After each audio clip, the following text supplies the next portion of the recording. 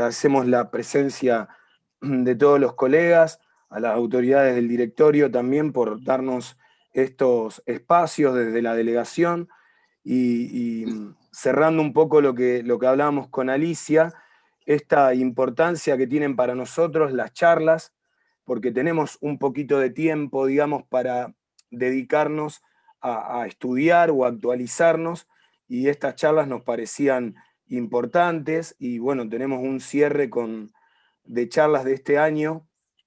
Logramos que Marcos Peirano acepte nuestra propuesta Un lujo total. con un tema tan importante como es la oralidad y los procesos de oralidad que se vienen, no solamente en cuestiones civiles, sino también laborales, por ejemplo. Y bueno, nos parecía que esa era una manera también de ayudar, de colaborar a toda esta nueva etapa que estamos lamentablemente teniendo que sobrellevar, pero que en realidad yo quiero sacarle provecho a esta situación porque hemos avanzado y estamos avanzando en un sistema informático que solamente nos permitía realizar consultas, y hoy estamos interactuando y dentro de todo bien, con algunas imperfecciones que se van sorteando y resolviendo, pero yo celebro, les digo la verdad, y bueno, y acompañar a todos estos colegas. Rectifico por ahí lo que hablamos, no son colegas que por la edad, somos todos los colegas los que estamos teniendo problemas,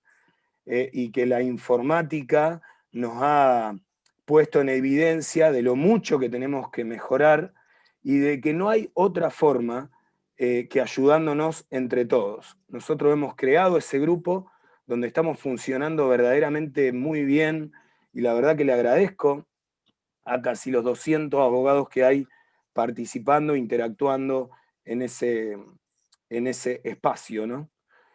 También le tengo que agradecer a Gaby Barrinat, que es la autoridad de nuestra delegación, que se ha puesto al hombro, digo yo, estas charlas, que la ha llevado de manera excelente en cuanto a la gestión y a la coordinación, y yo valoro mucho la presencia de Gaby en la delegación. En cuestiones gremiales somos muy pocos los que estamos comprometidos y los que estamos trabajando diariamente, nadie nos obliga, pero es importante reconocer y valorar a los dirigentes gremiales que tenemos, tanto en las delegaciones como en nuestros colegios y en otras organizaciones. Bueno, ¿qué decir de Marcos? A Marcos lo conozco desde nuestra facultad en la Universidad Católica Argentina. Si bien estaba en unas comisiones más arriba que yo, siempre interactuamos con sus comisiones y con sus amigos y compañeros de facultad, y hemos participado activamente en la actividad cultural y del centro de estudiantes también, y académica de nuestra Universidad Católica Argentina, de quien yo me siento realmente orgulloso de ser parte y de haber participado. Marcos sé que también es uno de los grandes colaboradores, junto con su papá, de nuestra universidad, y por eso celebro su presencia en esta última charla. Voy a hacer una pequeña lectura del currículum de Marcos como abogado especialista en Derecho Procesal Civil y Comercial de la Universidad de Salamanca, España, profesor adjunto de Derecho Procesal Civil de la Facultad de Derecho y Ciencias Sociales del Rosario, UCA, profesor adjunto de Derecho Procesal Civil de la Facultad de Derecho de la Universidad Nacional de Rosario, profesor en diversos posgrados en Derecho Procesal Civil y Comercial, miembro del Ateneo de Estudios del Proceso Civil de Rosario, miembro de la Asociación Argentina de Derecho Procesal, presidente del Instituto de Derecho Procesal Civil del Colegio de Abogados de Rosario en el periodo 2010 a 2015 y autor de numerosas obras de doctrina y publicaciones en revistas jurídicas de Argentina, Perú y España. Así que bueno, los dejamos, no sé si Gaby tiene algo para decir, pero si no, bueno, pasamos a nuestro disertante y bueno, nuevamente agradecerte mucho tu presencia, Marcos, y valoramos todo tu intelecto académico y que puedas compartirlo en esta charla.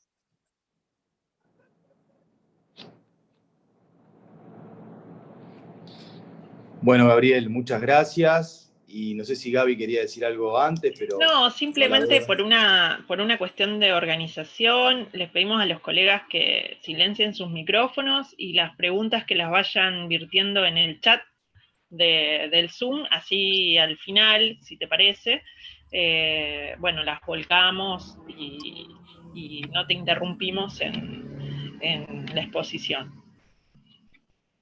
Perfecto, perfecto. Sí, yo creo, a ver, estamos entre colegas, les agradezco ya la invitación. Suelo siempre tratar, dentro del siempre poco tiempo que tenemos entre la vida profesional y las actividades académicas de la facultad, suelo aceptar y me interesa mucho participar de este tipo de charla entre colegas, cuando lo organiza el colegio, tanto el Colegio de Abogados de Rosario como cualquiera de sus delegaciones. Yo he sido presidente del instituto y la verdad que sé lo que estas charlas aportan a los colegas, sobre todo en un momento de tantos cambios. Estábamos hablando un poco de eso con Gabriel y desde ya Alicia, yo un poco traje el tema porque me tocó estar con un colega que tiene ya 70 años y la verdad que litiga todos los días como cualquiera de nosotros o más, y que se encontró realmente con estos cambios y él se acababa de habituar al tema de enviarlo escrito por mail y de golpe apareció esto del sistema y subir por sistema. Bueno, un poco veníamos hablando de eso, no tiene que ver con la edad desde ya, pero por supuesto que han sido muchos cambios y muy de golpe y un poco lo que, y comparto esto con Gabriel desde ya, este tema de la pandemia nos ha un poco puesto así frente a las carencias que veníamos arrastrando, tanto desde el punto de vista del Poder Judicial como también de los abogados. Siempre son los dos lados del mostrador. Es decir, por un lado teníamos un sistema informático del Poder Judicial totalmente deficitario y en materia civil y comercial desde ya, pero también desde el punto de vista, creo, de los abogados, no hacíamos uso de la tecnología como en forma correcta, digamos. A duras penas, bueno, usábamos el Word, alguna otra herramienta y punto. Y creo que esto nos obliga a, un poco como decía Alicia, a estar al pie del cañón, a actualizarse, a aprender incluso de los más jóvenes que manejan siempre mucho mejor este tipo de herramientas. Bueno, y a todo esto informático se le suma ahora esta cuestión de la oralidad, que es un poco el tema que me pareció bueno para dar, sobre todo en este cierre de este ciclo de charla, que sé que han sido muy exitosas y que el doctor Filippini y la doctora Barrinat están un poco llevando adelante en la delegación y por eso me pareció muy bueno sumarme. A ver, se nos vienen grandes cambios, entiendo, en materia procesal, en materia de reforma procesal. Les voy a contar lo que yo sé en virtud de haber participado de ese proceso. En realidad, debe ser como la tercera etapa de posible reforma en la que me toca participar. Lamentablemente nunca se llegó a sancionar una reforma de nuestro Código Procesal Civil y Comercial, que como ustedes saben, desde el año 1962. Es un código bastante viejito, tenemos. Ha habido alguna reforma menor, muy parcial, la caducidad, alguna otra cosita, la declaratoria de pobreza, pero no mucho más. Ese código del año 62 ha tenido varios intentos de reforma. Por lo menos en los últimos 3 me ha tocado participar de alguna manera, y en los 3 siempre el norte, digamos, ha sido la instauración de la oralidad. Por eso es bueno que hablemos de esto. En el último proyecto de reforma que hubo, impulsado por el ex gobernador Lifshitz, se llegó a una media sanción en diputados, si no mal no recuerdo, pero bueno, nunca se llegó a sancionar la parte de senadores, con lo cual nunca entró en vigencia. Pero ahora nos encontramos con que ese mismo proyecto es retomado por este gobierno actual, lo cual nos parece saludable, es decir, un proyecto que fue presentado por un gobierno de otro color político se retoma con alguna reforma, pero menor, digamos, se toma todo ese trabajo que se volcó en ese anterior proyecto, se retoma, se mejora, si se quiere, o se renueva, aunque sea parcialmente, y la intención es tratar de que se apruebe. Veremos qué pasa. Ahora, la constante en estos proyectos es justamente la instauración de la oralidad fuertemente, como sucedió en materia penal en nuestra provincia. Todos sabemos que hace no tantos años se decidió, y una decisión política en tal sentido, de pasar de la escrituralidad a la oralidad en materia penal, y para eso realmente se impulsó una reforma muy profunda, que en definitiva ha dado lugar a un sistema que hoy funciona, con sus críticos y sus propulsores, pero que en definitiva, frente a la pandemia, fue algo que siguió funcionando. De alguna manera, el hecho de contar con audiencias orales que se pudieron seguir realizando vía Zoom, como estamos ahora, o vía streaming, bueno, le dio al sistema la posibilidad de seguir funcionando más o menos bien frente a una situación tan anormal y tan grave como fue esta pandemia que estamos atravesando. Esto no sucedió en materia civil y comercial. Y no sucedió, y todos lo sabemos, realmente prácticamente no se pudo trabajar durante muchos meses. ¿Por qué? En parte, porque el sistema no estaba debidamente preparado, no se habían efectuado las reformas como para que se pudiera funcionar pese a este impedimento de la pandemia. Ahora bien, la buena noticia ¿cuál es? Y creo que en esto vamos a estar todos de acuerdo.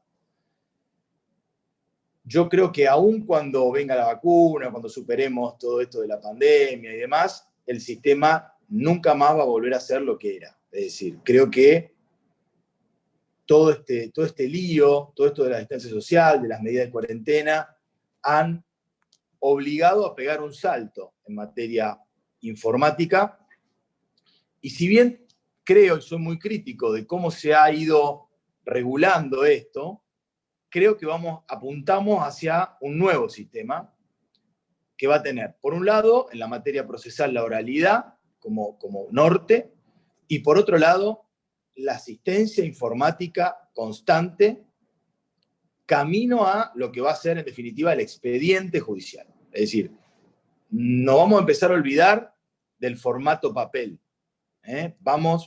Deberíamos tender, o todo tiende a el formato digital en todo sentido. Y ya no el expediente, ese bibliorato de no sé cuántos cuerpos que nadie podía llevar, sino vamos hacia el expediente digital. Y en esta reforma, en esta posible reforma que nuevamente se vuelve a renovar y en la cual se ha formado una pequeña comisión, que es la que está un poco analizando el tema, dentro de la cual está por ejemplo, el doctor Andino, quien ha sido nombrado juez ahí en San Lorenzo no hace tanto tiempo. Bueno, el juicio con una fuerte impronta de oralidad aparece como la vedette. Dejamos el formato de juicio ordinario, sumario y sumarísimo para pasar a un juicio ordinario, predominantemente oral, donde se repite este esquema que se venía aplicando en forma un poco anómala, la verdad, este tema del del protocolo de oralidad regulado por una acordada en nuestra provincia de la Corte Suprema de Justicia de la provincia, formato que tiene fundamentalmente 2 audiencias, es decir, una audiencia preliminar o primera audiencia, donde el juez un poco invita a las partes a conciliar, donde se depuran los puntos controvertidos a probar y los medios de prueba que se van a utilizar para ello.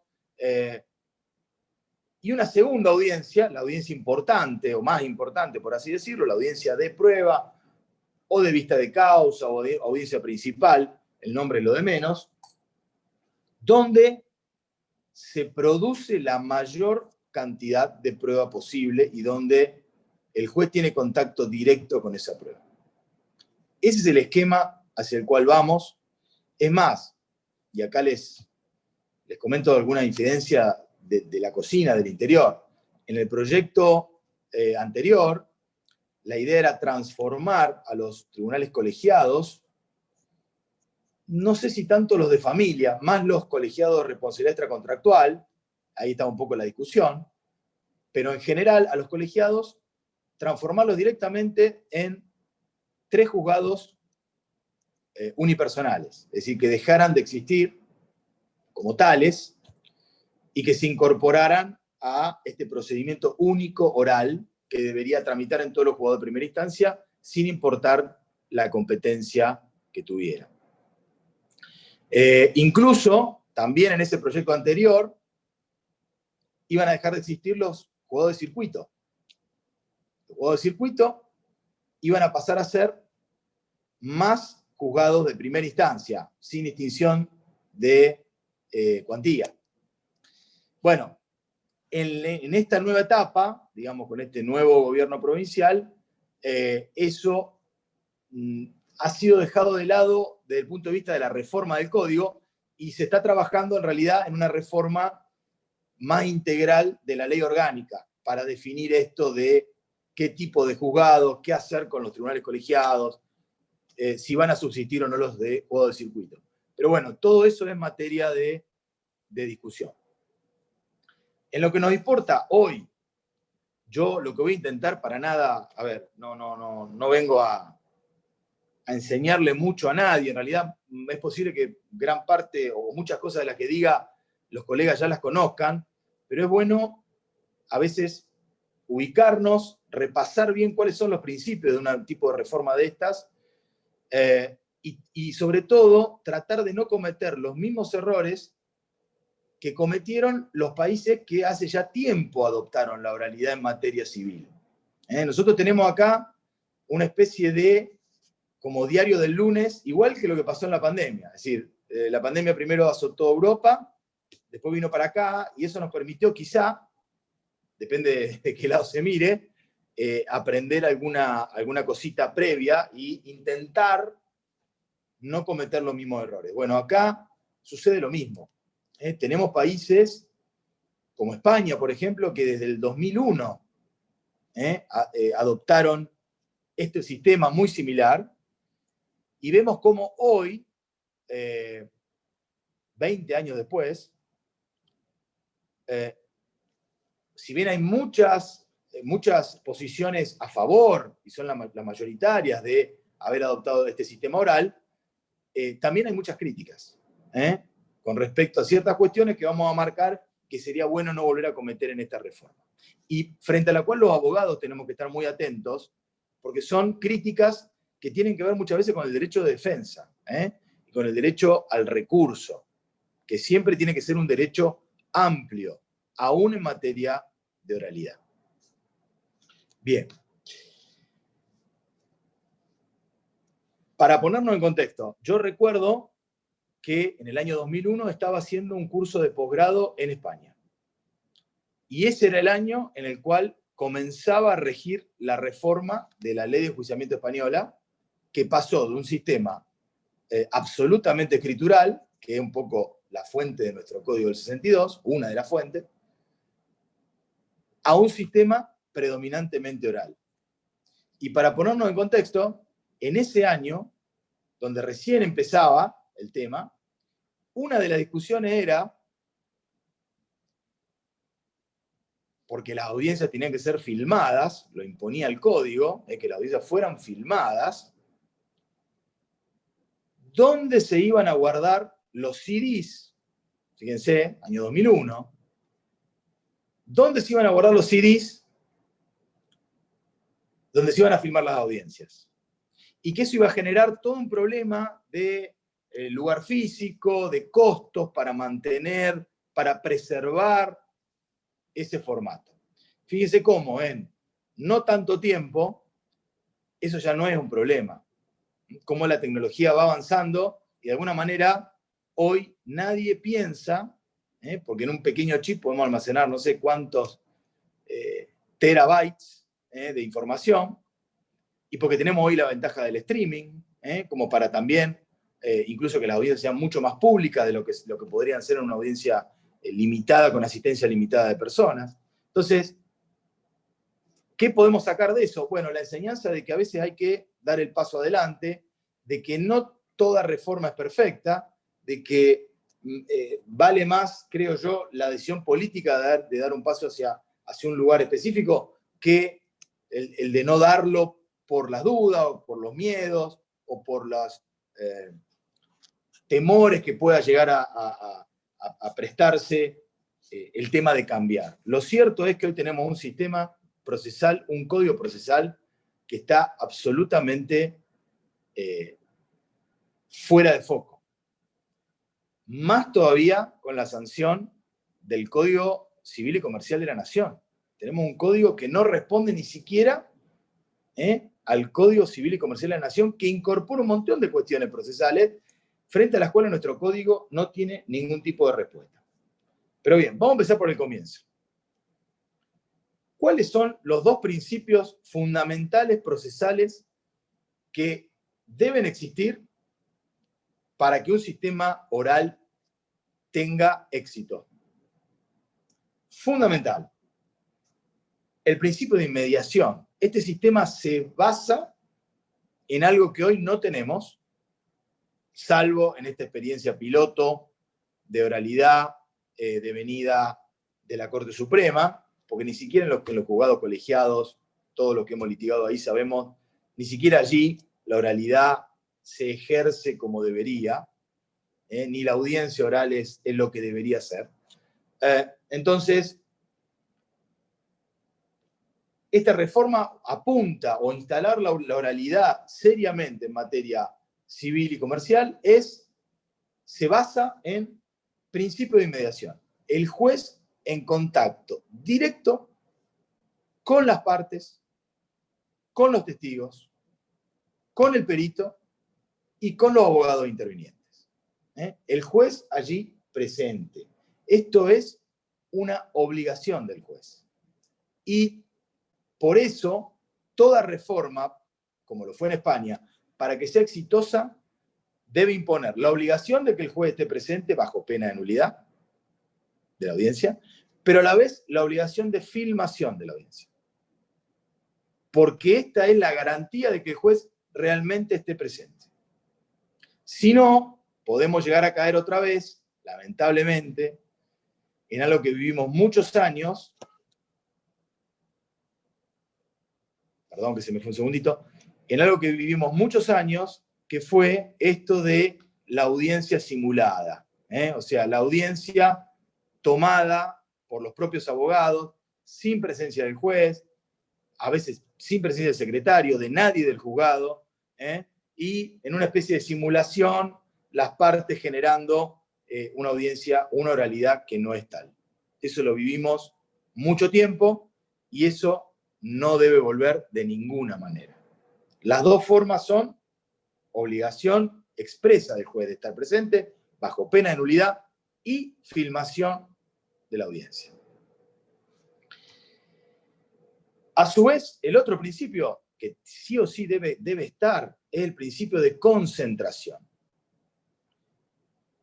¿Dónde se va a dar fundamentalmente el principio de concentración? En la audiencia de prueba, en la audiencia en la cual se produce la prueba. En esa audiencia debe darse, digamos, la mayor cantidad de actividad procesal posible en un solo acto. Y desde la reforma se debe legislar para que esa audiencia, en lo posible, no fracase, no se suspenda y tenga la menor cantidad de interrupciones posibles. Esto hay que imponerlo desde el texto de la ley, porque si no, volvemos a caer, o corremos el riesgo de volver a caer en una oralidad simulada, una oralidad que no sea la que este tipo de sistema apunta. Esto es lo que se hizo en España también. El juez, el secretario, debe extremar las posibilidades para que esa audiencia no fracase, para que esa audiencia se tome en la fecha fijada. En el proyecto de reforma, que está presentado nuevamente ahora en diputados de la provincia de Santa Fe, esta audiencia se fija a los 90 días con posterioridad a la celebración de la primera audiencia, que es la de la audiencia preliminar. En esos 90 días hay que trabajar para llegar a la audiencia, y esto también involucra a los abogados que están en el pleito, llegar a la audiencia de la mejor manera posible, evitando su suspensión, su interrupción, evitando su fracaso.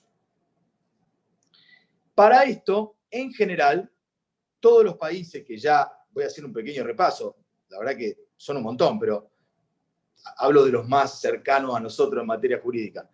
España, Uruguay, Chile, Colombia, Brasil, Ecuador, Nicaragua, El Salvador, Costa Rica, Perú, y en nuestro país, La Pampa, Río Negro, San Juan, Entre Ríos, Santa Cruz, Chaco, Mendoza.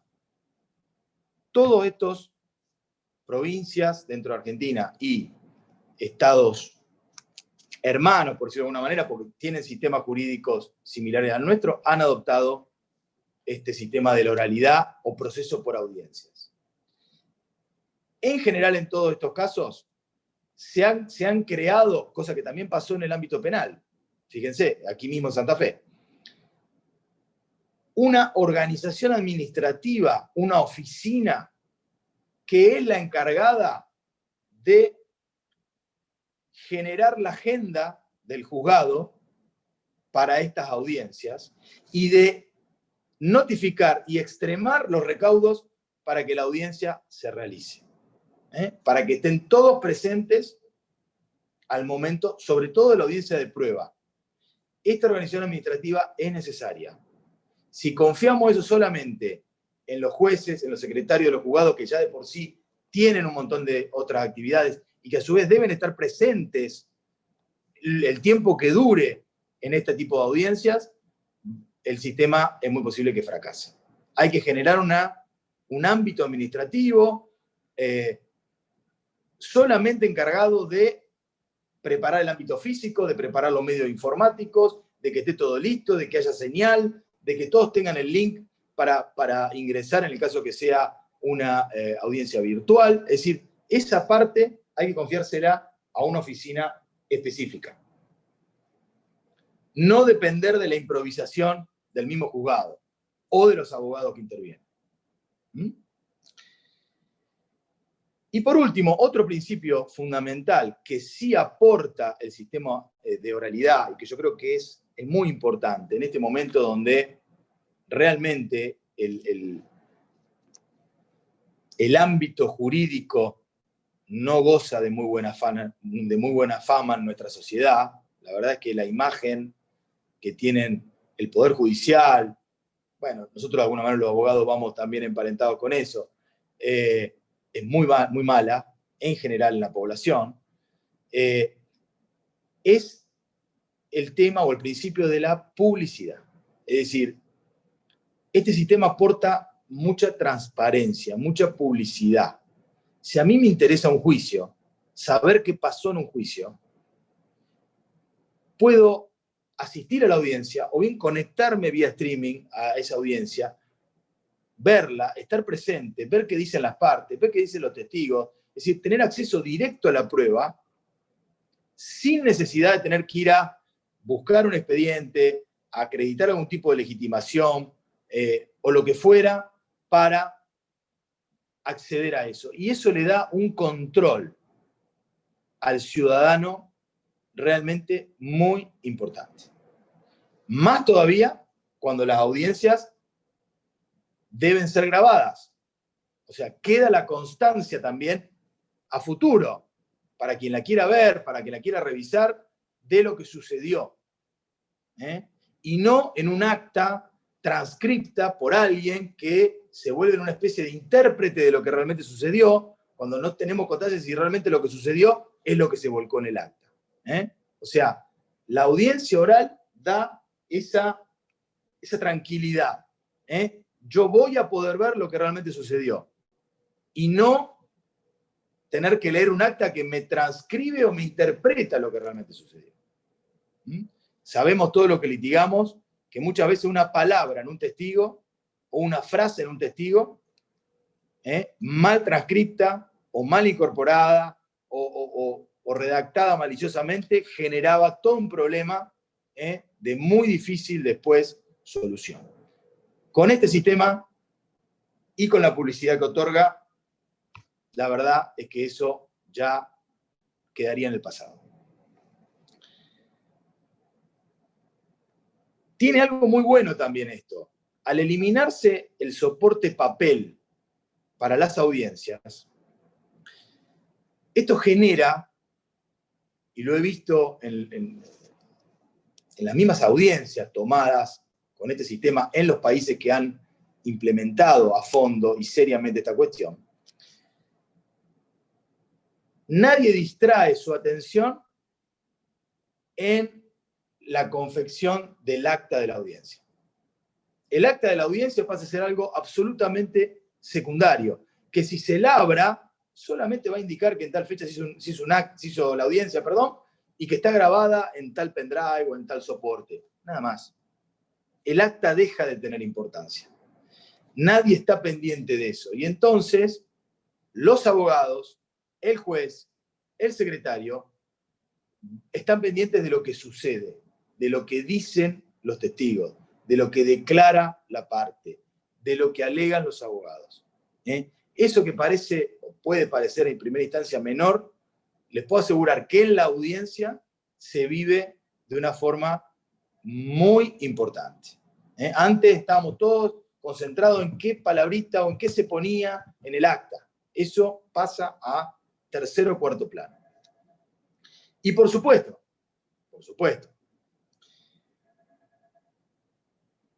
dentro de la reforma que se está planteando, desaparece esto tan antiguo y que realmente hasta costaba a veces explicarle a la persona que declaraba, de la absolución de posiciones. La absolución de posiciones deja absolutamente de existir y pasamos, al igual que sucedió en España y en la mayoría de estos países, en Uruguay lo mismo, a la declaración de parte, que no es lo mismo. Es decir, dejamos esa fórmula absolutamente antigua y sin sentido de si es cierto o no es cierto, la posición, y pasamos a la pregunta. A la pregunta,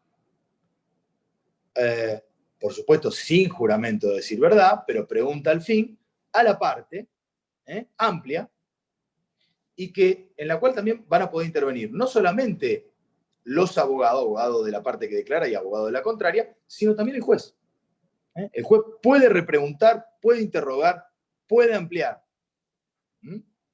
Y subsiste, por supuesto, los apercibimientos de tener por confeso de alguna pregunta, en el caso que hubiera respuesta evasiva, se negara a responder sin justificación, etcétera, etcétera, etcétera. Pero salimos de todo ese formulismo, de primero diga si es cierto o no es cierto, que dé una afirmación, no una pregunta, después si puedo hacer la pregunta. Bueno, todo eso, afortunadamente, esperemos, quedaría atrás con esta reforma.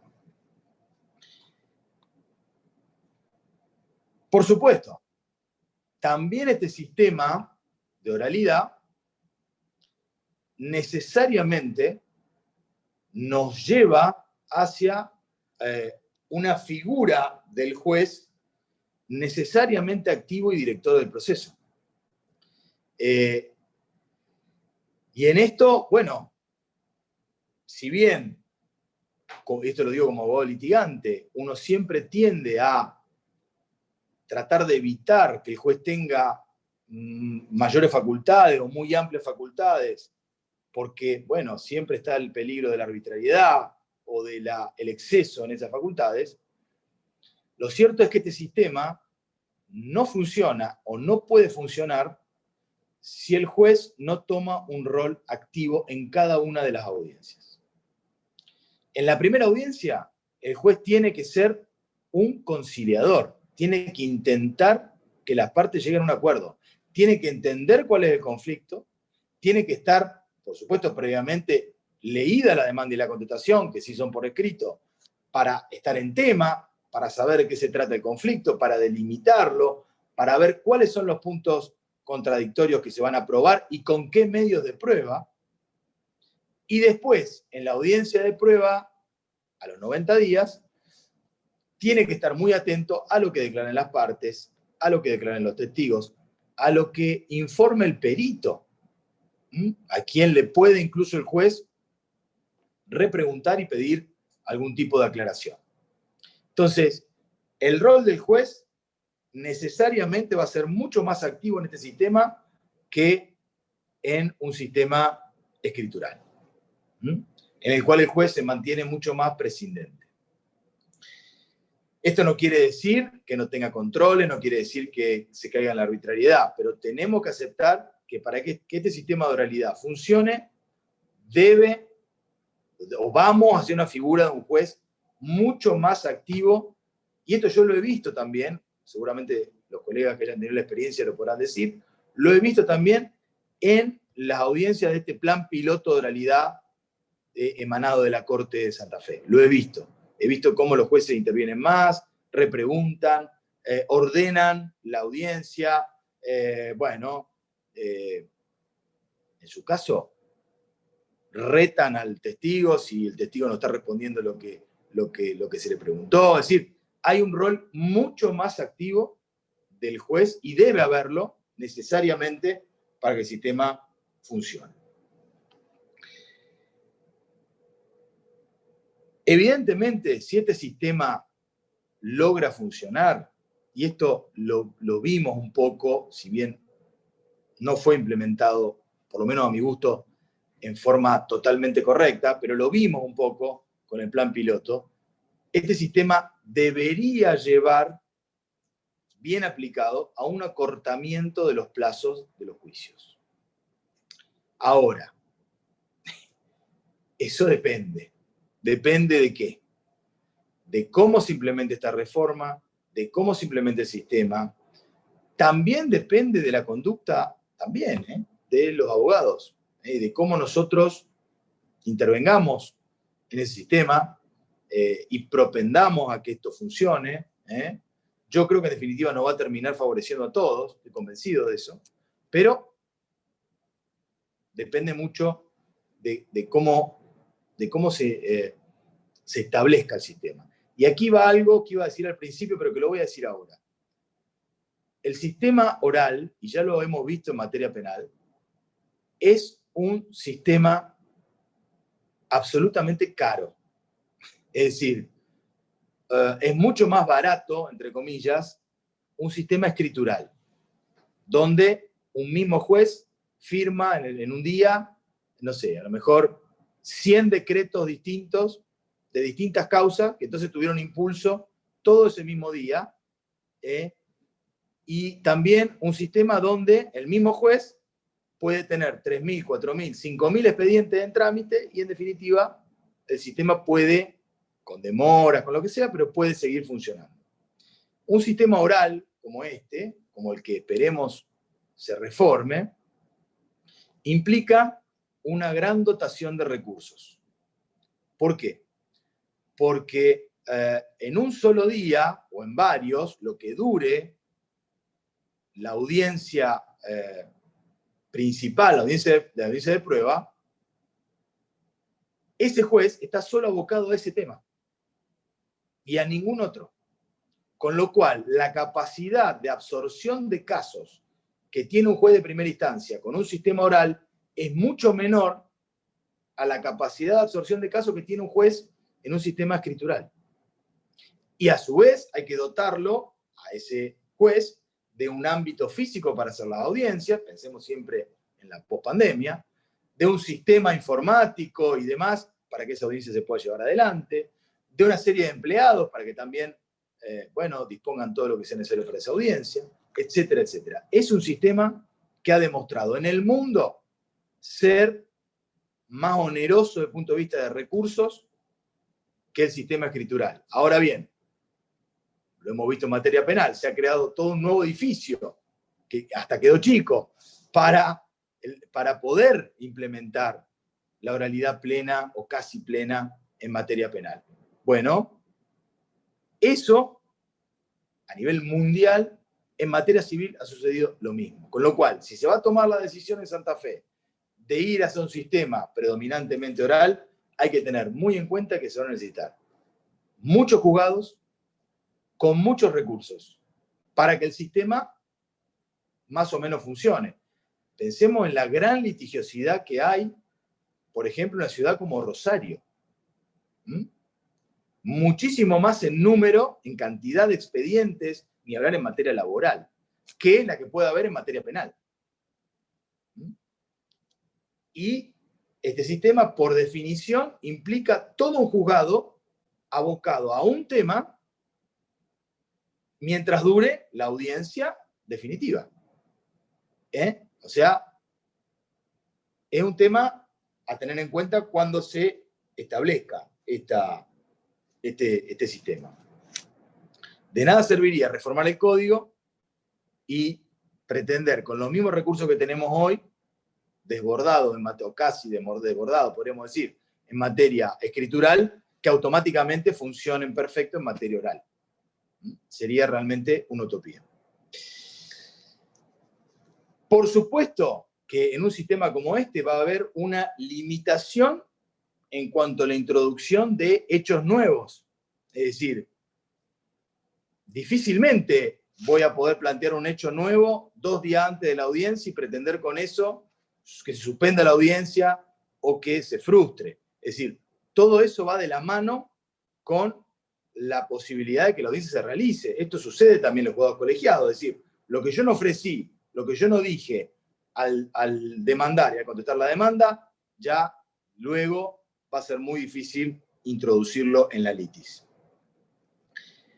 Y después, en materia, ya en la audiencia principal, donde van a venir a declarar los testigos, donde declaran las partes, donde el perito, ya habiendo presentado su dictamen, viene a dar explicaciones.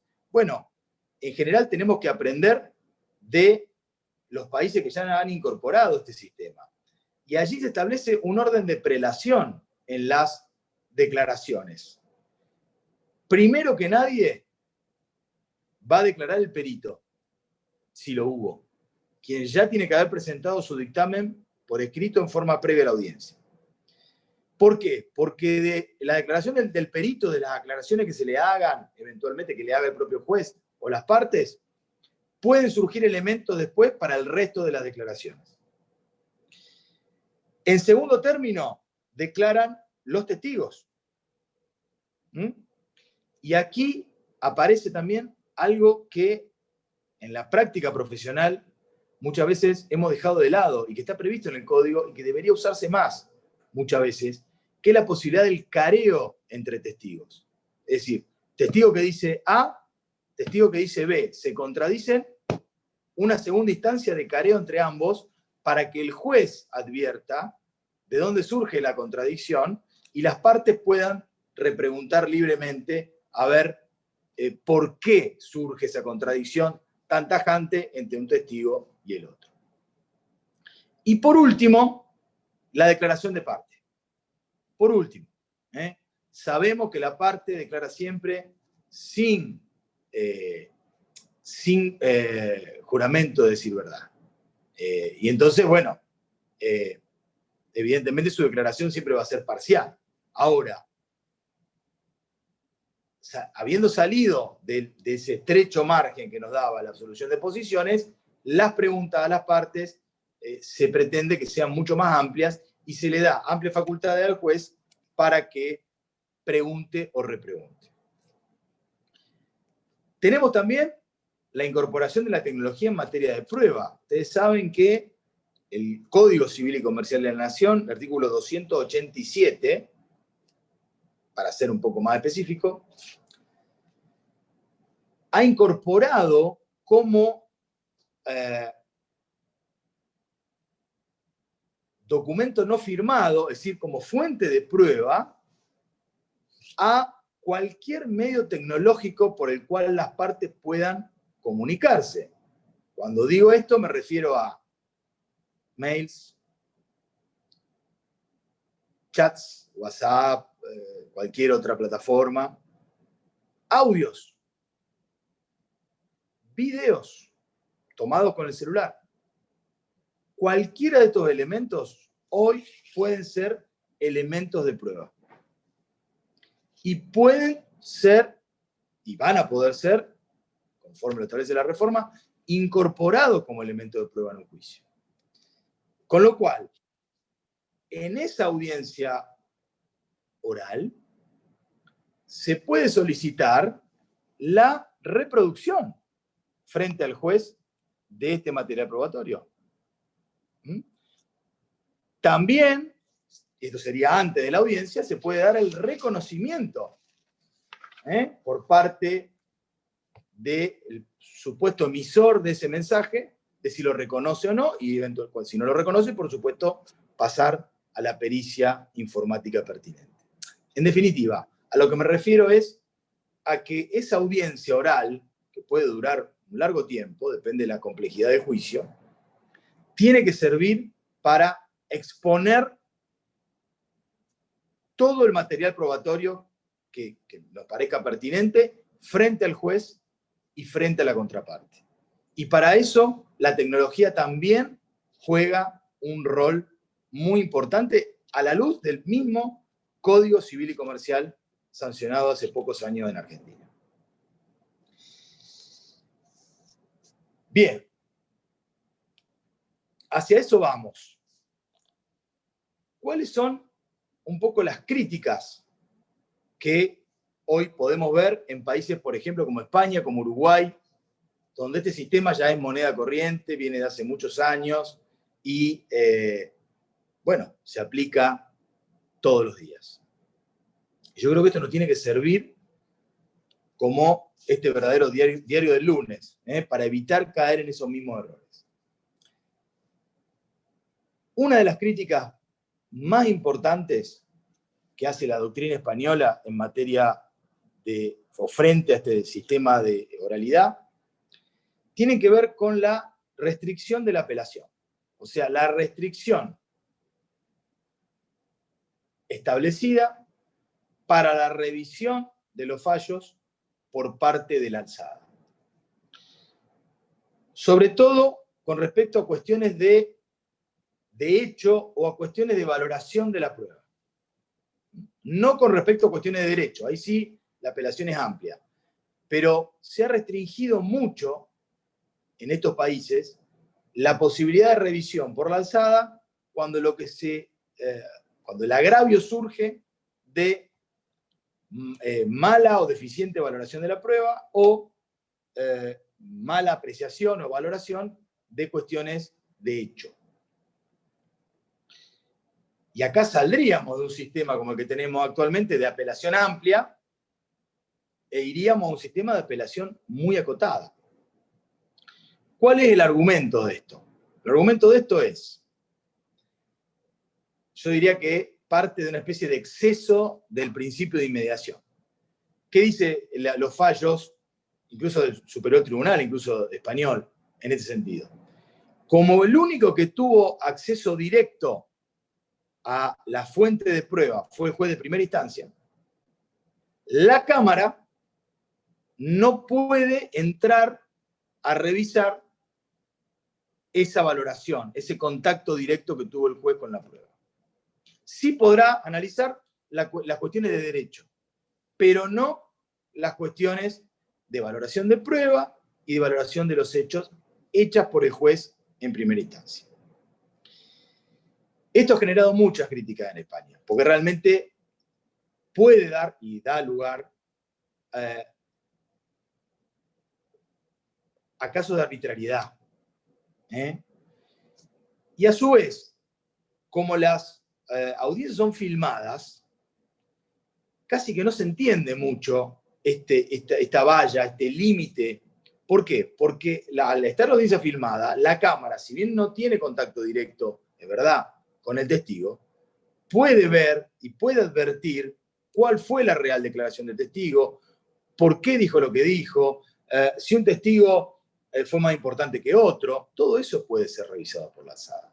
No habría, por lo menos de mi óptica, en principio, ¿por qué imponer este filtro, esta limitación? Y yo creo que aquí los abogados litigantes tenemos que estar muy atentos cuando este proyecto se empieza a debatir.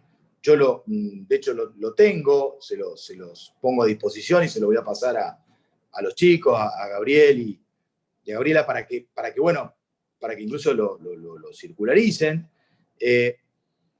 Lamentablemente la tendencia es a limitar la revisión, a limitar el acceso a la alzada, a limitar el recurso. Y ahí es donde tenemos que estar, me parece, los abogados muy atentos para tratar de evitar esto. Reitero, las mayores críticas al sistema de oralidad en España tienen que ver con esto. Y vienen no solo de abogados, sino de doctrinarios, de estudiosos del derecho que ven como un sistema que en general funciona bien, en casos puntuales como estos, hace agua y da lugar incluso a sentencias arbitrarias.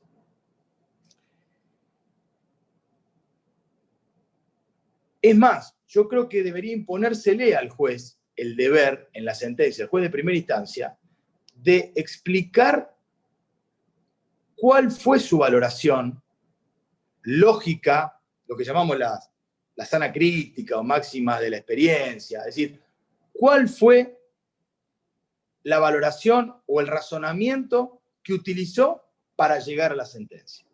Esto el juez debería o debería tener la obligación de explicitarlo. ¿Para qué? Para que después eso pueda ser revisado, en su caso, por la alzada. Hay un defecto muchas veces que yo advierto en la sentencia de primera instancia del actual sistema, y es que los jueces no explican por qué, mucho. Simplemente hacen el relato de lo que pasó en el expediente, más o menos algún fundamento, y dictan la sentencia. Y no se detienen a explicitar cuál fue realmente el razonamiento crítico, lógico, que lo llevó a dictar la sentencia que dictan. Lamentablemente la oralidad, el sistema de oralidad, cuando empieza a funcionar, tiende a que el juez explique cada vez menos su sentencia. Sino que el juez directamente, a veces en el mismo acto, esto sucede en España, en el mismo acto, dicta sentencia y no da los fundamentos adecuados de esa sentencia. Eso implica o evita, o es un valladar, para que la sentencia pueda ser revisada por la alzada. Son puntos a tener en cuenta importantes para esta reforma que está, digamos, en cierne en Santa Fe. Y por supuesto, y esto tiene que ver con lo que hablábamos al principio con Gabriel y con Alicia, un salto cualitativo de este tipo sí o sí implica una capacitación muy importante de los jueces y de los abogados en materia de oralidad. Nuestros jueces deben estar bien capacitados. Y nosotros los abogados también tenemos que capacitarnos. No es lo mismo efectuar un alegato en forma oral, no es lo mismo tachar un testigo en forma oral en el medio de una audiencia, no es lo mismo hacer un alegato o impugnar una prueba en forma oral en una audiencia que sentado en nuestro estudio buscando el librito, jurisprudencia, fallo o lo que sea. Debemos todos los actores del sistema desde ya capacitarnos para que esto funcione a futuro. Por supuesto, las reglas de valoración de la prueba deben estar claras desde el comienzo. Y también debe estar claro algo que es muy importante. ¿Qué pasa si no hay prueba?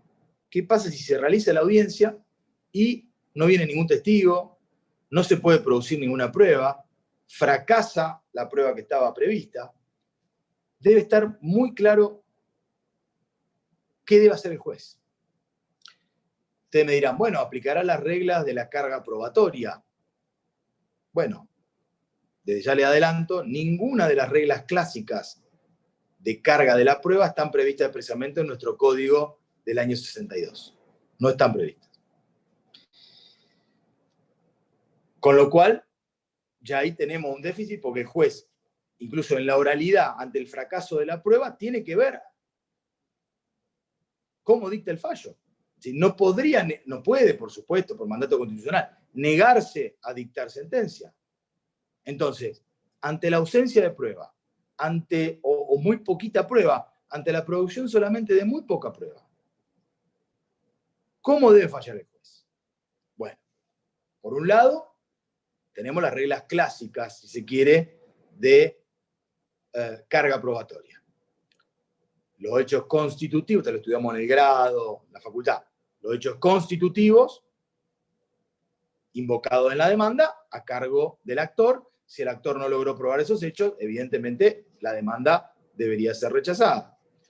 Los hechos impeditivos, extintivos, modificativos invocados por la contestación de la demanda por el demandado, a cargo del demandado. Y allí veremos si probó o no los mismos. Estas son las reglas clásicas.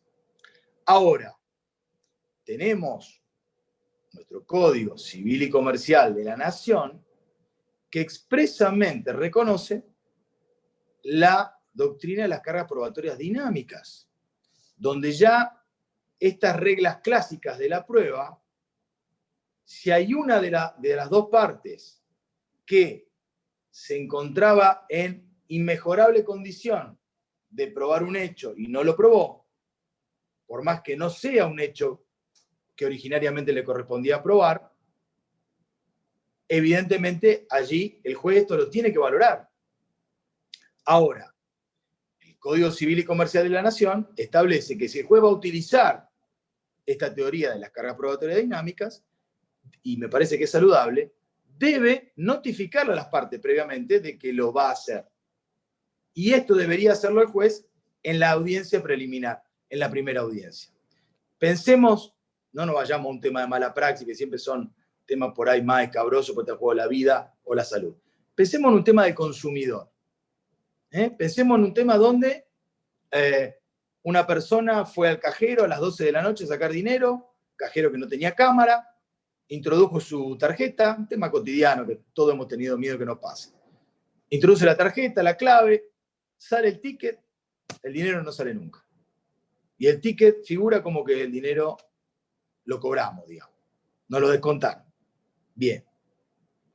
¿Yo qué tengo como prueba? El ticket, que dice que saqué el dinero.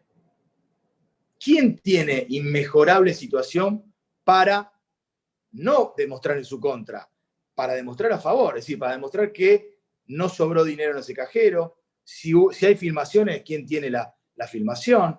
El arqueo del contador del banco para ver cuál fue el resultado de esa caja, de la caja del cajero, digamos, en ese día o el día siguiente. ¿Quién lo tiene? Tiene el banco. Si el banco ni siquiera intentó probar a su favor que estaba todo bien, que el dinero fue entregado, evidentemente el juez solo tiene que valorar en contra del banco demandado. Hay un desbalanceo allí realmente entre la parte actora y el banco, supongamos que al cual le bastaría con decir niego, y si el actor no logra probar que no le entregaron el dinero, para lo cual no tiene casi ningún elemento, estaría condenado a perder el juicio. Digamos, todas estas herramientas, reitero, la tenemos expresamente prevista en nuestro Código Civil y Comercial de la Nación, son las que tienen que tenerse en cuenta para que el juez la incorpore, en su caso, en la audiencia preliminar, avise que va a utilizar esto, si es que considera que lo va a utilizar, y las partes entonces tengan las reglas claras de entrada y esto sea valorado por el juez en su sentencia después de la audiencia de producción de prueba. Bien. Por supuesto, desde ya, y esto casi parece una cosa evidente, pero no puedo no decirlo, el juez no debe quebrar nunca, en ningún momento, su posición imparcial. Es decir, que juegue un rol activo, que sea necesario ese rol activo para que el sistema funcione adecuadamente, no quiere decir que se exceda, no quiere decir que caigan arbitrariedades, no quiere decir que condicione testigos, no quiere decir que condicione a las partes. ¿Qué es lo bueno que tenemos para, de alguna manera, controlar eso? La filmación de la propia audiencia. Allí queda todo grabado, queda todo dicho, ¿eh? Y ese elemento, por supuesto, se le entrega una copia, o debe entregarse una copia, a todas las partes. Eso sí, y debe siempre poder ser revisado y valorado por la alzada, evidentemente.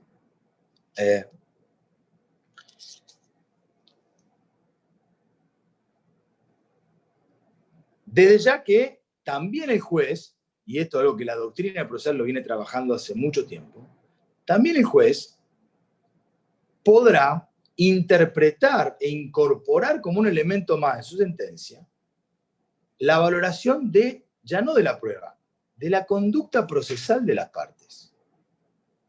¿A qué me refiero? Si el juez advierte que una de las partes lo único que hizo durante todo el juicio fue intentar obstruir el avance del pleito, que fracase la audiencia, que no se tome la prueba, que, bueno, es un elemento más que el juez puede tener en cuenta al momento de dictar la sentencia. Por supuesto, no se va a poder basar solamente en eso, pero puede valorar la conducta procesal de las partes, incluso la conducta preprocesal de las partes, como un elemento más para incorporar en su sentencia y que le permita o que le dé más fundamentos para, en su caso, dictar el fallo. En definitiva, vamos hacia este sistema. Yo creo que no hay posibilidad de que no tengamos yo estimo poco tiempo, un sistema oral por audiencias, con una audiencia preliminar y con una audiencia de prueba. Lo importante es prepararnos para ese momento como abogados litigantes desde ya, estar atentos como colegio, acá me remito a la parte gremial un poco de los chicos y del colegio bueno, las distintas delegaciones, el colegio de Rosario también, por supuesto, estar atentos en cuanto a cómo se va a sancionar esta reforma y tener en cuenta que sí o sí, también esto va de la mano de una capacitación de quienes vayamos a intervenir en estos sistemas. Así como no es fácil para un testigo, que muchas veces, te lo vemos en la vida profesional, antes de ir a la audiencia nos dice que él sabe, que va a declarar perfecto, que no tiene problema. Perdón, te digo una parte. Si no tengo un problema, yo voy a declarar muy bien, estoy muy seguro, sé cómo es todo.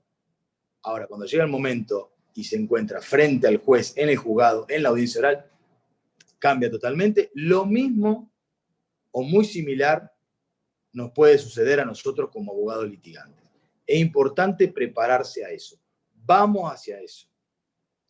Es muy posible que en un corto o mediano plazo ni siquiera tengamos más los juzgados colegiados. Es muy posible eso.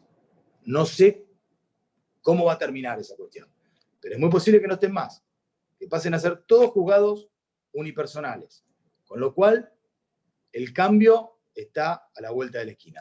Lo importante es estar, y yo celebro que se hagan estas charlas, celebro que podamos compartir con los colegas, he visto que me han mandado no sé cuántos chats con preguntas y cosas que surgían a medida que yo iba hablando. Desde ya, Gabriela, quedo a disposición. Preguntas, aclaraciones, ahondar más en lo que es el proyecto de reforma. Cualquier duda que ustedes tengan, estoy a disposición. Y bueno, espero por lo menos haberlo orientado un poco en esto que se viene, que es la oralidad en nuestra vida diaria.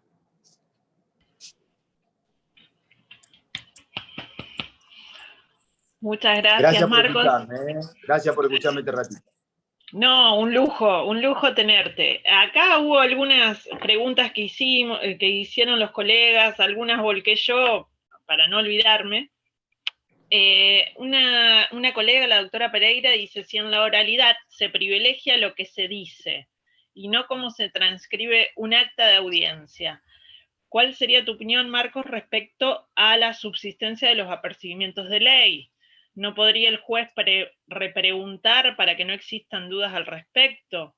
¿Qué pasa con el impulso procesal? Eso se debatió bastante en la anterior comisión de reforma, pero bueno, tenemos un problema ahí.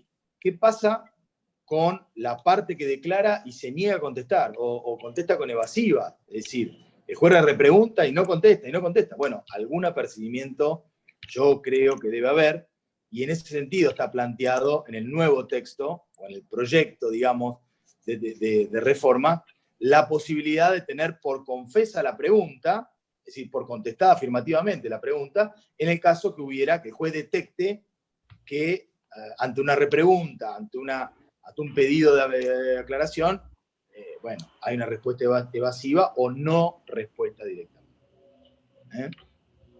Bien. Bueno, después hubo un intercambio respecto de lo costoso que puede ser, digamos, algunas apreciaciones hicimos de lo costoso de este sistema, ¿no? Particularmente no solamente desde lo económico, de la asignación presupuestaria, sino después, obviamente, la reflexión que hiciste al final respecto de la capacitación del recurso humano. Nosotros desde lo gremial con Gaby, digamos, es muy distinto a lo que son el resto de las localidades de la provincia, a lo que a lo mejor es Rosario y Santa Fe, que incluso hay localidades que están luchando por mejoras edilicias. Imagínate una reforma de una naturaleza semejante como esta. Claro. Bueno, lo que pasa es que, Gaby, lo vemos en lo que pasó en materia penal. Es decir, en materia penal, pensemos esto. Estadísticamente, cantidad de causas en el fuero penal, cantidad de causas en el fuero civil y comercial, o, para separarlo, laboral. ¿Triplica o cuadriplica? O sea, ya ahí tenemos un tema. La oralidad, si bien es un sistema que aporta publicidad, que aporta un montón de ventajas que las nombramos anteriormente, el problema que tiene es que detrae muchos recursos humanos, muchos recursos edilicio, informático y demás, en pocos temas, hasta que esos temas se terminan. No sé si soy claro en esto.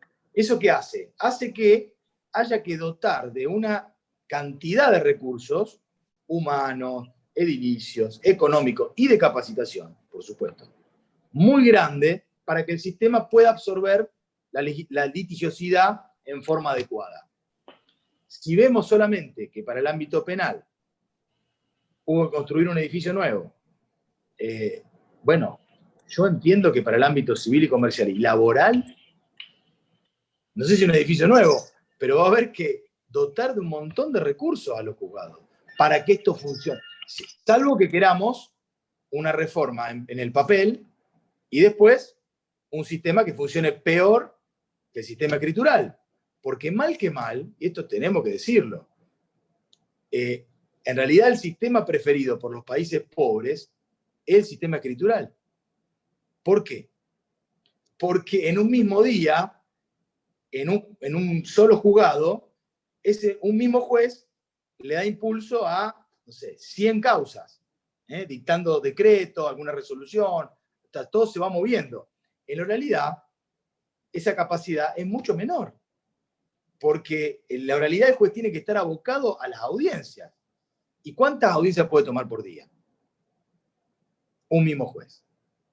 2. Depende del caso. A lo mejor una sola, porque el caso es muy complejo. Y hay que hacer cuarto intermedio, seguir a la tarde. Bueno, desde ya, y perdón para el que se oponga, pero yo creo que para ser serio, que un sistema de oralidad funcione en serio, yo creo que va a haber que dejar de lado la feria judicial como la tenemos hoy. O sea, la feria judicial como existe hoy no puede existir más. Sí, descanso, rotativo, bueno, se vería, pero no la feria judicial como la conocemos hoy. Y tampoco los horarios. Ya tuvimos una experiencia corta, pero de juzgados funcionando a la tarde y nadie se murió. Es decir, yo creo que el horario de atención ya medio que deja de tener mucho sustento si vamos a un sistema como este. Acá lo importante es recibir demanda, contestación y después todo es audiencia. Entonces, ¿por qué un horario de oficina y después a la tarde nadie hace nada? O sea, son todas un montón de cosas para repensar. Ahora, los países donde esto ha sido exitoso son países que han dotado de mucho recurso humano, de mucho recurso económico al sistema y donde han dejado de lado toda esta rémora antigua de feria, horario cotado de atención. Bueno, veremos qué pasa acá. Claro. Sí, también nosotros, desde lo gremial, hay que ir, me parece, y estimo que Gaby va a coincidir, orientando a todo lo que es capacitación en oratoria, digamos, hay un montón de cuestiones que se van a abrir a partir de esto. Te aporto algo más para que lo piensen los colegas. El sistema oral va a ser un desafío sobre todo para el abogado que es la mayoría, que trabaja solo. ¿Por qué? Claro. Porque ¿a cuánta audiencia puedo ir? Tiempo. El mismo día, una. Y punto. Si tengo mucho juicio y soy uno solo, va a ser muy complicado. Tal cual, tal cual. También va a ser un desafío ese. Sí, perdón que interrumpa, en el sistema penal también pasó lo mismo. O sea, el sistema penal se saturó, un abogado solo no puede trabajar en el ejercicio de causas penales, porque cuando le viene un juicio no lo puede afrontar solo. Entonces caemos sobre lo mismo. Y en una audiencia, la otra vez, a mí me llamaron la atención, una audiencia por Zoom, que en realidad no lo quise decir con malas intenciones, ¿no? Sino que a mi clienta, que se había presentado como querellante, no le habían puesto en conocimiento del acuerdo abreviado. Entonces lo que yo expresé fue, firmaron un acuerdo abreviado con la esposa de la víctima, pero se olvidaron de esta querellante, y lo que yo dije que terminan cayendo en un abuso o un ejercicio abusivo de la posibilidad del acuerdo abreviado porque tienen que cerrar determinados números, ¿no? Y entonces, que no suceda esto en lo civil, porque como bien decías, Marcos, si vamos a hacer un sistema muy lindo, pero para que funcionalmente no funcione y solamente nos cierren los números, vamos a caer en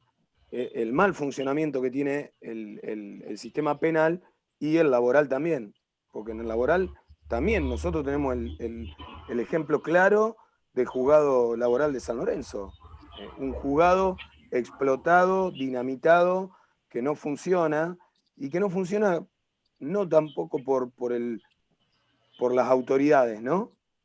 Le falta un poco de todo, o sea, más personal, más infraestructura, hacemos audiencia en los asadores, o sea, por eso digo, hagamos un sistema que no solamente quede en la letra de la ley y de los códigos, sino que nosotros como abogados lo podemos llevar adelante y den resultados positivos, pero no en cuanto a la estadística, sino a la resolución de los conflictos y a que nosotros también en algún momento de todo este juicio cobremos nuestros honorarios, porque también se olvidan de eso.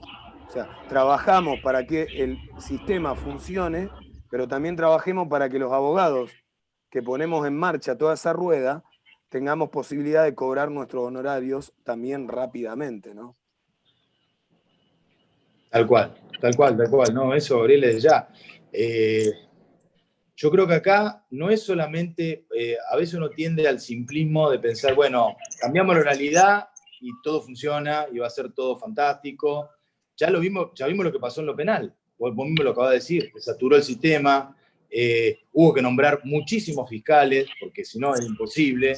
Pensemos que ahora vamos a ir a aplicar algo similar a, hablo por Rosario, un lugar donde los juzgados de distrito tienen ingreso por año, en año normal, 5 o 6 mil causas en un año.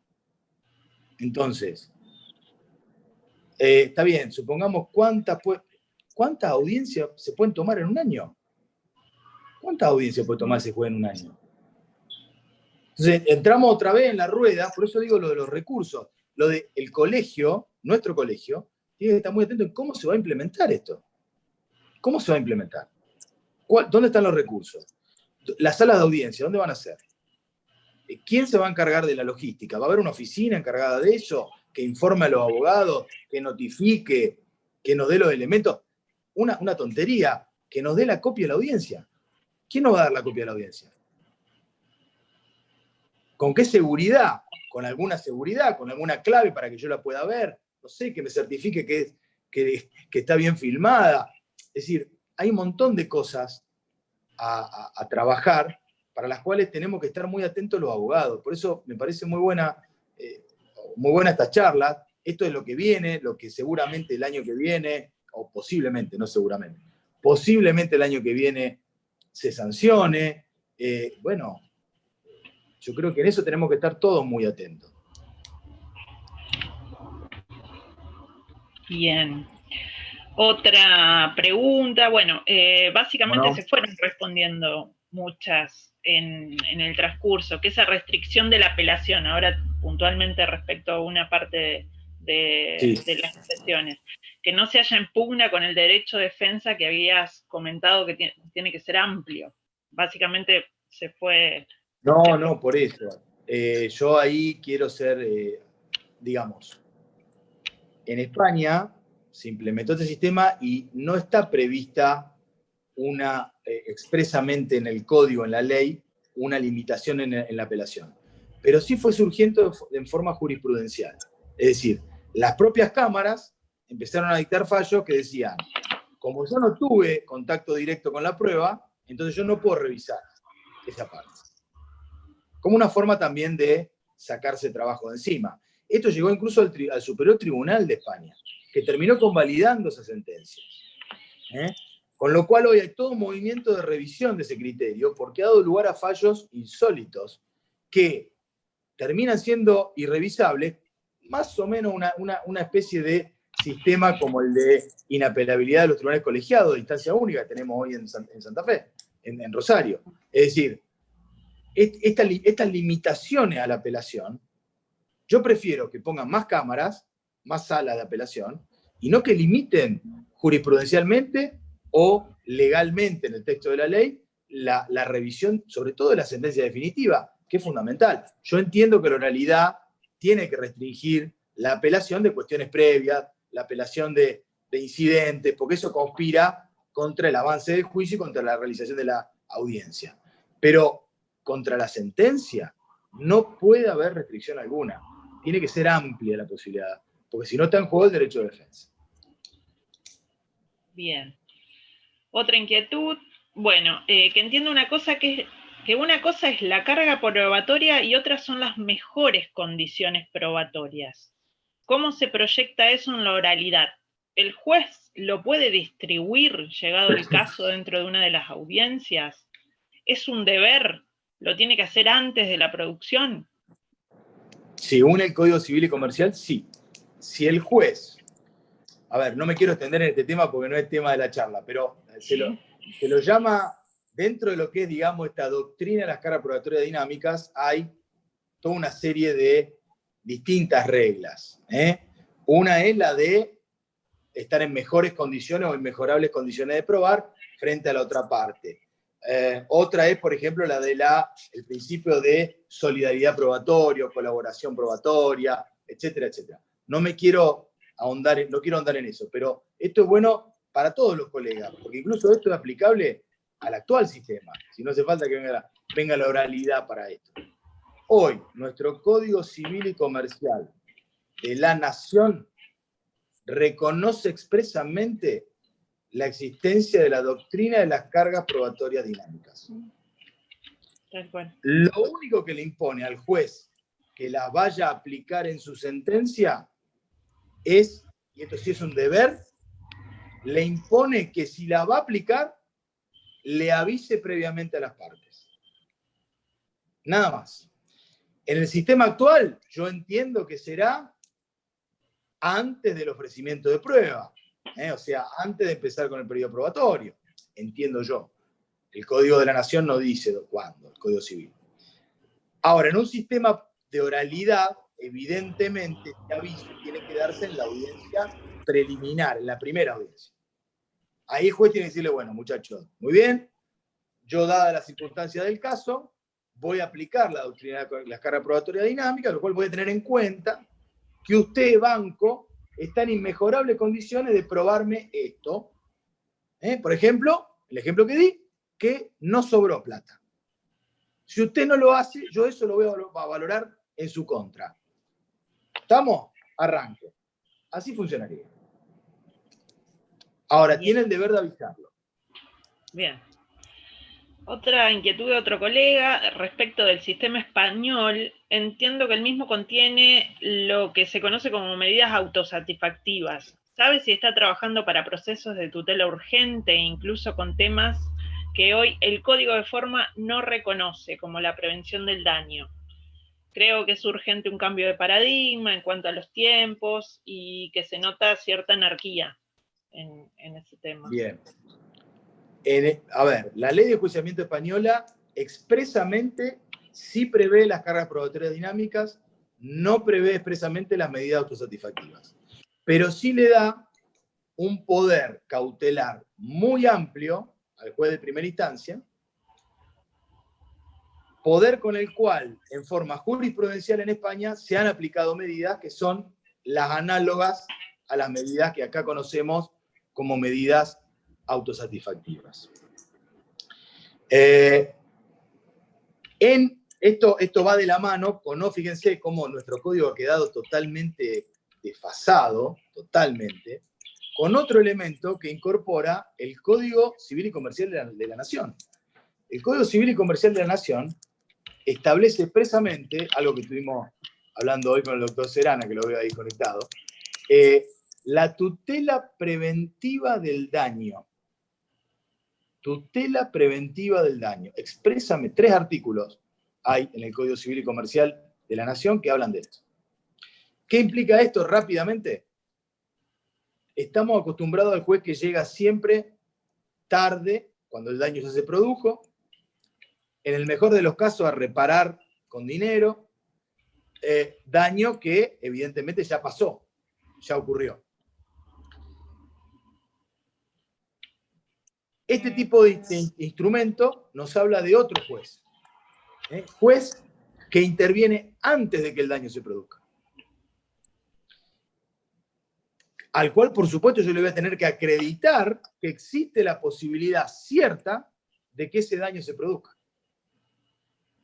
Y para eso, el juez tiene que contar con un poder cautelar o urgente amplio.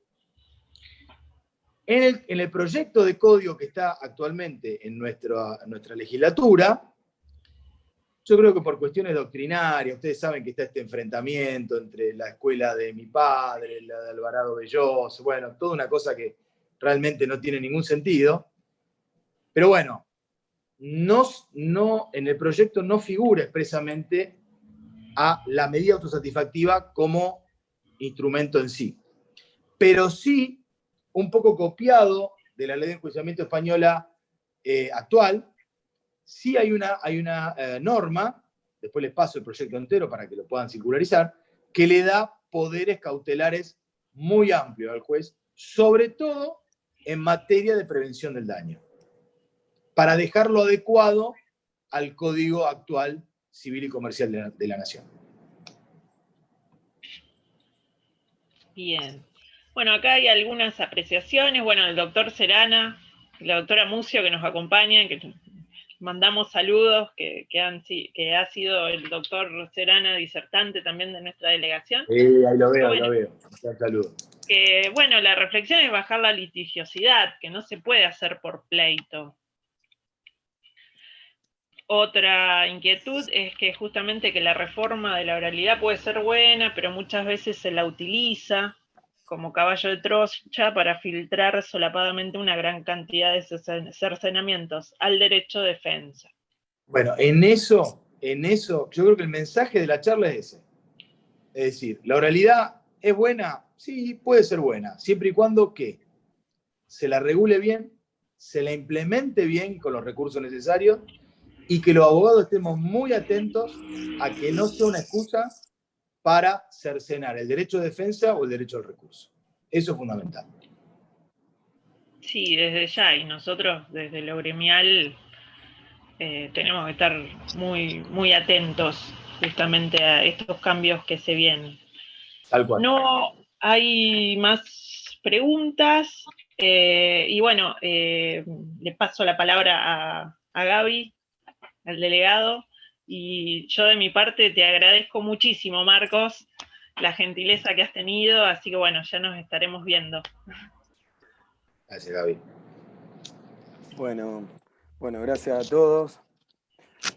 Bueno, un saludo también al doctor Serana y a Adriana Mucio, que están presentes, que han participado también en nuestras charlas. También agradecidos con ellos. Nosotros desde la delegación estamos preparando una sala, la sala que nombramos con el nombre de nuestro colega fallecido Marcelo Piló. La estamos estructurando con determinados box de trabajo. Vamos a hacer una sala de trabajo ahí, y bueno, preparándonos también y dotándola, la vamos a dotar de informatización, porque sabemos que eso lo vamos a necesitar el año que viene, así que creo que coincido totalmente con Marcos. Tenemos que estar atentos. Nosotros el año pasado con un grupo de abogados, no en representación del colegio ni de la delegación, participamos. Nos atendieron los senadores, el bloque de senadores peronistas, y le llegamos, junto con el doctor Terraza y otros abogados, le llevamos un borrador a los legisladores en cuanto a lo que nosotros veíamos equivocado, digamos, o que se tendría que rever en cuanto a las reformas que se iban a hacer. Después, ese código en realidad no se hizo, no sé. Y bueno, y ahora otra vez el gobierno actual está impulsando. Entonces, creo que tenemos que estar atentos, porque nos ha pasado con la mediación, nos ha pasado con la reforma del sistema penal y otras tantas actividades y reformas que se han llevado a cabo y que nosotros no hemos estado a la altura de esa expectativa o atentos, alertas, y después nos encontramos ya con las cartas sobre la mesa perjudicándonos en nuestro ejercicio, ¿no? Entonces yo, bueno, valoro mucho, y que ustedes también, Marcos, y todas las personas que han estado como disertantes también, nos acompañen en este camino y nos brinden elementos de lo que ustedes observan que hay que modificar, que tomando ese camino vamos a largo plazo o a corto a generar conflictos, ¿no? en el desarrollo del sistema. Entonces eso también lo valoramos un montón. Y creo, y con esto quiero terminar, creo que los abogados se han dado cuenta de que no son simples espectadores, o no pueden dejar en manos de los representantes gremiales, que si bien van a elecciones y eligen en las elecciones, no pueden quedarse cómodos con esa situación. Tienen que participar, tienen que preocuparse, y tampoco tienen que decir, bueno, no, yo no participo porque hay autoridades gremiales o representantes gremiales que lo están haciendo por mí.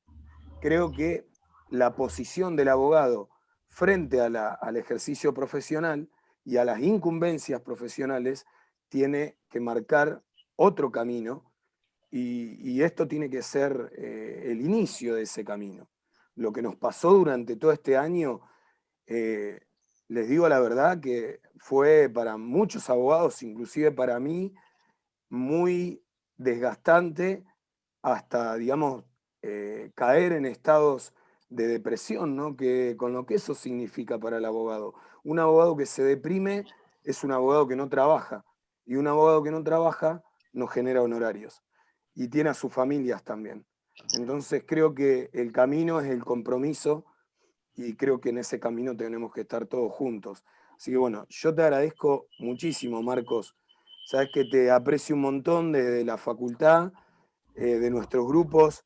Todos hemos colaborado para que nuestra universidad llegue al estadio que alcanzó, y creo que vos sos parte, y tu padre también, y yo valoro mucho eso también, y creo que acá también todos lo valoramos. Así que bueno, de mi parte, como delegado y desde la delegación y de todo el foro de San Lorenzo, y agradecerte infinitamente tu presencia, y bueno, la presencia de todos los colegas hoy en esta charla que concluye un año que es para el olvido, ¿no? Pero yo creo que es para el olvido, pero para que estemos más fuertes los abogados el año que viene. Tal cual, Gabriel. Bueno, muchas gracias a todos y esperemos que termine pronto este año y que arranque uno nuevo mejor. Saludos y gracias de nuevo por la invitación. Cuenten conmigo, por supuesto, Marcos, para el año que viene. Gracias a todos, muchísimas gracias a todos por acompañarnos en todos los ciclos.